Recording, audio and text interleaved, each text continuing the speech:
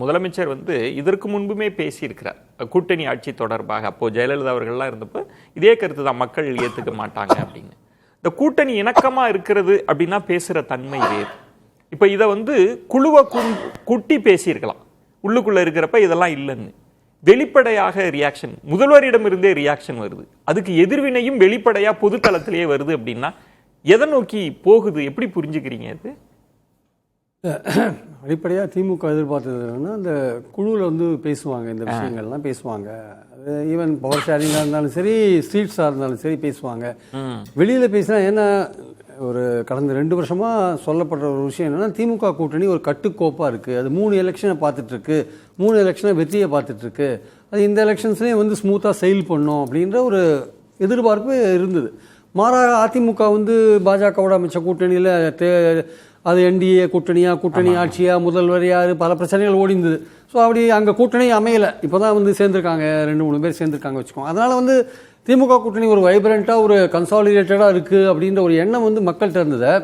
அதில் ஒரு ஊசி குத்துறா மாதிரியான ஒரு விஷயத்தை மாணிக் தாக்கூர் போன்றவர்கள், ஜோதிமணி போன்றவர்கள்லாம் பண்ணினாங்க. அது பண்ணுறதுக்கான முக்கியமான காரணம் என்னென்னா, இதுவரையும் திமுக அதிமுக என்கிற பைப்போலர் பாலிடிக்ஸ்லேருந்து ஒருத்தர் களத்தில் வந்திருக்கார்.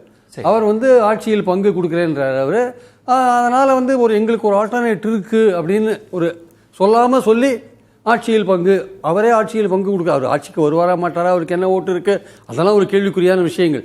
இருந்தாலும் அவர் இருக்கார் அப்படின்ற களத்தில் அவரும் இருக்கார், எங்களுக்கு ஒரு ஆப்பர்ச்சுனிட்டி, ஒரு ஆப்ஷன் அங்கே இருக்குது அப்படின்ற ஒரு விஷயத்த சொல்லாமல் சொல்லி இவங்க கேட்குறாங்க. அதுக்கு கேட்குறவங்க யாருன்னு பார்த்தீங்கன்னா, அவங்களுக்கு திமுக மேலே ஏதாவது சில பிரச்சனைகள் இருக்கலாம். அது ஓவராலாக மேலிடம் அவங்களுக்கு ஆதரவாக இருக்காங்களா என்றது, மேலிடம் இவங்க சொல்கிறத ஒத்துக்கிறாங்கன்றது அபிஷியலாக வந்தால் தான் தெரியும். அதை நம்ம பார்க்கிறோம், ஒரு பத்திரிகையாளராக பார்க்கிறப்ப அப்படிதான் பார்க்கணும். நம்ம இவங்க தொடர்ந்து பேசிட்டு தான் இருக்கிறாங்க, கட்டுப்படுத்த மாட்டேங்கிறாங்க, எந்த கடிவாளமும் இல்லை. இதில் நீங்க குறிப்பா கவனிக்கிறது பிரியன், இப்போ முதல்வர் சொல்லிட்டார் ஆட்சியில் பங்கு இல்லை, தமிழ்நாட்டுக்கு ஒத்து வராதுன்னு வெளிப்படையாகவே சொல்லியாச்சு. இனி வாட் நெக்ஸ்ட்? காங்கிரஸ் என்ன பண்ணுவாங்க இனிமே? இல்லை, இதில் ஆட்சியில் பங்குன்றதில் 2-3 விஷயம் இருக்குது சார். இதில் நீங்கள் ஸ்ட்ரைட்டாகவே ஆட்சியில் பங்குன்னா, இப்போ ஒரு கட்சிக்கு கூட்டணி தலைமை அதுக்கு மெஜாரிட்டி வர முடியல வச்சுக்கோங்க, ஒரு இழுபறியான நிலைமை இருக்குது. அது 2006 மாதிரி வச்சுக்கோங்களேன், 96 இடங்கள் வாங்கினாங்க திமுக. அந்த இடத்துல காங்கிரஸ் மிஸ் பண்ணிட்டாங்க. அதுதான் நீங்கள் மாணிக் தாக்கூர் சொல்கிறார். மாணிக் தாக்கூருக்கு தைரியம் இருந்தால் சோனியா காந்தி போய் கேட்கணும், ஏன் நீங்கள் அந்த தப்பாக பண்ணினீங்கன்னுட்டு. சும்மா இங்கே ட்விட்லாம் போட்டுக்கூடாது.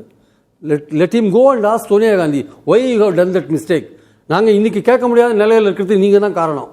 போய் கேளுங்க அங்கே போய் சோனியா காந்திட்ட, இதுக்கு இங்கே பேசிட்டு இருக்கீங்க. அது ஒரு பக்கம் இருக்கட்டும். நம்ம பாயிண்ட் என்னென்னா, 3 விதமான விஷயங்கள் இருக்குது. ஒன்று அவங்க இழுபறி வரும்பொழுது கூட்டணி கட்சிகளை சேர்க்கணும். இந்த 96 மாதிரி இனிமேல் கம்முன்னு இருக்க மாட்டாங்க, யாரும் வாயை மூடின்னு பார்த்துன்னு இருக்க மாட்டாங்க. They will immediately demand share in power. அது கொடுத்தே ஆகணும். இல்லைங்க தனியாகவே மெஜாரிட்டி வரவனாங்க அப்படின்னா அதுலேயும் இவங்களுக்கு ஷேர் கொடுத்தாலும் பவரில், அதுதான் இந்த டிமாண்ட். அதுதான் இந்த டிமாண்ட். அதுதான் பாஜக காட்டி கொடுத்த வழி. ஆந்திரால நாயுடுக்கு மெஜாரிட்டி இருக்கு, பாஜகவை சேர்த்தாதான் உங்களுக்கு ஃபண்ட்ஸ், ஸ்பெஷல் பேக்கேஜ் இல்லாட்டி கிடையாது அப்படின்னு சொல்லி அவங்க சேர்த்துருக்காங்க உள்ள. அதனால தான் ஸ்பெஷல் பேக்கேஜ் கொடுக்குறாங்க. இப்போ இங்கேயும் எடப்பாடி ஏகப்பட்ட வாக்குறுதி கொடுக்குறாரு, இணக்கமாக இருப்போம் வாங்குவோன்றார். அது கிடையாது.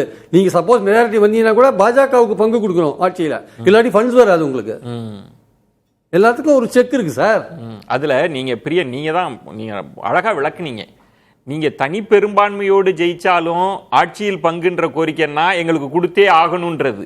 இன்னொன்னு நம்பர்ஸ் இல்லன்னா இயல்பாகவே கூட்டணி ஆட்சி தான். கூட்டணி ஆட்சி தான். விஜயன், இன்னொரு முக்கியமான 3வது ஒரு முக்கியமான விஷயம் இருக்கு. எங்களுக்கு அதிகமான சீட்டு, டபுள் டிஜிட் சீட்டு, 25-40 ஆக்கணும், இதெல்லாம் கேட்கறாங்கல்ல.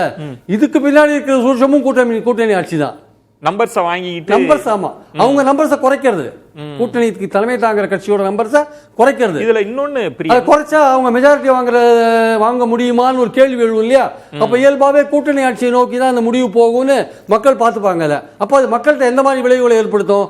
இது கூட்டணி ஆட்சிப்பா, 150 இடத்துல போட்டி போடுது திமுக, 119 இடத்துல போட்டி போடுது. சார் சொன்ன மாதிரி 119 இடத்துல போட்டி போடுது. எப்படிப்பா 117 இடத்துல வின் பண்ண முடியும்? அப்ப கூட்டணி ஆட்சி தான். அப்போ 140 இடத்துல போட்டி போடுது, 117 இடம் வின் பண்ணுறது ரொம்ப கஷ்டம். அப்போ கூட்டணி ஆட்சி தான் அப்படின்னு மக்கள் நினைச்சிட்டானா, அப்போ கூட்டணி ஆட்சி தமிழ்நாட்டில் வந்ததே கிடையாதுப்பா, எதுக்குப்பா நம்ம முயற்சி பண்ணோம், இது தேவையே இல்லை. யார் சிங்கிள் 150 இடத்துல போட்டி போடுறது? யார்? அதிமுக போட்டி போடுதா? அதுக்கு போட்டு விடு, ஓட்டை போடு, அதுக்கு அங்கே போனால் கூட்டணி ஆட்சி இருக்காதுன்னு போடுறவங்க இருப்பாங்கல்ல. அததான் ஒத்து வராதுன்றார். இப்படி சொல்லிட்டு வராது. பிரியன் இன்னொன்றும் பாருங்களேன், காங்கிரஸ் வந்து ஒரு கோரிக்கை, இதுல வந்து ஒத்து வராதுன்னு சொல்றதுக்கு இதுக்கு ஏதாவது உதாரணம் காட்ட முடியுமானா தமிழ்நாட்டுல இல்ல.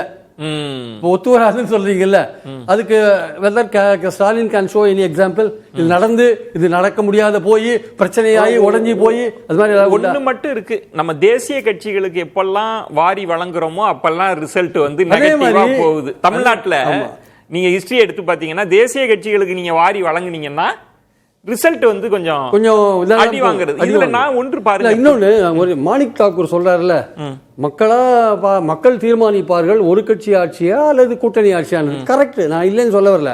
ஆனா அவர் என்ன சொல்லியிருக்கணும், அவர் ஆக்சுவலா கூட்டணிக்கு தலைமை தாங்க, தமிழ்நாட்டில் கூட்டணி கட்சிகள் வெற்றி பெறதுக்கு நாங்கள் முழு அளவில் ஒத்துழைப்போம், மக்கள் தான் முடிவு செய்வாங்கன்னு சொன்னா கூட அதுல ஒரு அர்த்தம் உண்டு. அப்ப இவர் சொல்றதை பார்த்தா நாங்க வந்து திமுக எங்கெங்க போட்டி போடுறதோ அங்கெல்லாம் வந்து உள்ளடி வேலை செய்வோம்ன்ற மாதிரி இருக்கு. ஆக்சுவலா அங்கதான் நான் வரேன் பிரியா. அந்த பார்க்க வேண்டியதா இருக்கு. ஒரு எங்களுக்கு கூட்டணியில பங்கு கொடுங்கன்னு கேட்கிறது, நம்பர் கேட்கறது, அதெல்லாம் குழு அறையில கேட்கறது. காங்கிரஸ்ல இருக்கிற குரல்கள் என்ன அப்படின்னா, அது தலைமை அலோவ் பண்ற குரலா இருக்கிறது. நாங்க இல்லாம நீங்க ஜெயிக்க முடியாது, உங்களோட வாக்கு சதவீதம் குறைவு, நாங்க இல்லைன்னா நீங்க எதிர்கட்சி தான் அப்படின்னு உள்ளுக்குள்ள திமுகவை கீழே இறக்கி தானே இந்த டிமாண்ட். அப்ப இது எப்படி கூட்டணி, எப்படி அதை புரிஞ்சுக்கிறது? நீங்க ஒரு பெர்செப்ஷனை வந்து உருவாக்குறீங்க, மேலிடத்துக்கிட்ட வந்து போய் உருவாக்குறீங்க. மாணிக் தாக்கூரோ ஜோதிமணியோ எக்ஸ்ஆர்ஒய் கார்த்திக் சிதம்பரம் மேலிடத்துல போய் ஒரு பெர்செப்ஷன் உருவாக்குறாங்க. திமுக வந்து திமுகவுக்கு பாப்புலாரிட்டி போயிடுது. உண்மை நிலையில் நமக்கு தெரியாது, எலெக்ஷன் தான் ப்ரூவ் பண்ணும். திமுக என்ன சொல்லுவாங்க, நான் இன்னைக்கு கூட என்ன சொல்றாரு ஸ்டாலின் பேசும்போது, ஒரு வாக்குச்சாவடியில் வெறும் 350 வாக்குகள் வாங்கினா போறோம், 75,000 வாக்குச்சாவடிகளில் 2.5 கோடி வாக்குகள் நம்ம வாங்க முடியும். 1700 1300 ஓட்டில் நம்மளால 350 வாங்க முடியுமா முடியாதான்னு அவர் கேட்கிறார். அதுல ஒரு ரீசன்ஸ் இருக்கு. ப்ரோ இன்குபன்சியில நாங்க வின் பண்ணுவோம்னு அவங்க உறுதியா இருக்காங்க. அது தேர்தல் தான் முடிவு பண்ணி வச்சுக்கோங்க. ஆனால் இவங்க வந்து ஒரு நெகட்டிவான ஒரு பிக்சர் வந்து மேலிடத்துல சொல்றாங்க. திமுகவுக்கு செல்வாக்கு இல்ல, அது நம்ம கூட்டணி கட்சிகளால தான் வின் பண்ணுது. கூட்டணி கட்சிகளால வின் பண்ணுது கூட ஓரளவுக்கு வச்சுக்கலாம். இவங்களால அவங்க வின் பண்றாங்க, அவங்களால இவங்க வின் பண்றாங்க. திமுகன்ற கட்சி ஒரு 77 வருஷமா இங்க இருக்கிற கட்சி, அதுக்குன்னு ஒரு இன்ஃப்ராஸ்ட்ரக்சர் இருக்கு, அதுக்குன்னு ஒரு பலம் இருக்கு. இன்னைக்கு வந்து பாத்தீங்கன்னா கீழே எலக்ட்ரோரல் லெவல்ல, கீழே வந்து மைக்ரோ லெவல்ல அவங்க தான் வேலை செஞ்சுட்டு இருக்காங்க. உங்களுக்கு 25-40 சீட்டா கொடுத்தா 40 சீட்லயும் வந்து திமுக தான் வேலை செய்யணும். உங்களுக்கு நீங்களா வேலை செய்ய போறீங்க? எலெக்ஷன் அன்னைக்கு ஒரு பூத்ல போய் பாருங்க, அந்த பூத் மேனேஜ் பண்ற பூத் கமிட்டியில எத்தனை பேர் காங்கிரஸ் காரங்க இருக்காங்க, எத்தனை பேர் திமுக காரங்க இருக்காங்க போய் பாருங்க. இது எதை நோக்கி தான் போகுது பிரியன்? ரெண்டு, நமக்கு ஒரு தலைமையிட்ட இருந்து தகவல் கிடைச்சிருச்சு, இல்ல ஒத்து வராதுன்னு திரு ஸ்டாலின் அவங்க சொல்லிட்டாங்க.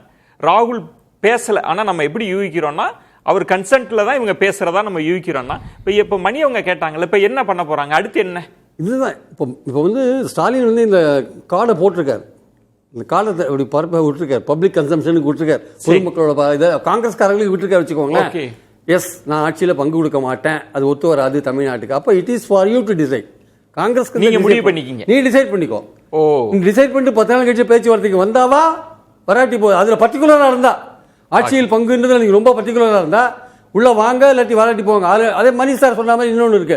ஆல் இந்தியா லெவலில் ஒரு நம்பிக்கையான தோழனா இருக்காங்க. இந்தியா கூட்டணியில 29 வரையும் பார்லிமெண்ட்ல மோடி எதிர்க்கிறதுக்கு திமுகவோட தயவு வேணும். இந்த விஷயங்கள்லாம் இருக்கு. இந்தியா கூட்டணியில் திமுக இல்லாட்டி இந்தியா கூட்டணி என்ன மாதிரியா ஒரு தோற்றம் கொடுக்கும்னு அதையும் நம்ம பார்க்கிறோம். அப்படிலாம் இருக்கும்பொழுது இதை டிசைட் பண்ண வேண்டிய take it or leave it point வந்து காங்கிரஸ் கிட்ட தான் இருக்கு. இப்போ அடுத்த கட்டம் என்னன்னா, மோதல் முடியல, பார்ட் 2 என்னன்னா சீட்டில் பிரச்சனை வரும். நீங்க கேட்கிற சீட்டை அவங்க கொடுக்க முடியாது. ரெண்டு முதல்ல கேட்டுக்குள்ள வரதுனா ஒரு டிமாண்ட விட்டுட்டு தான் பேசலாம். அதையும் தாண்டி 2வது கேட்டுக்கு வந்தீங்கன்னா அங்க பல பிரச்சனைகள் காத்துட்டு இருக்கு.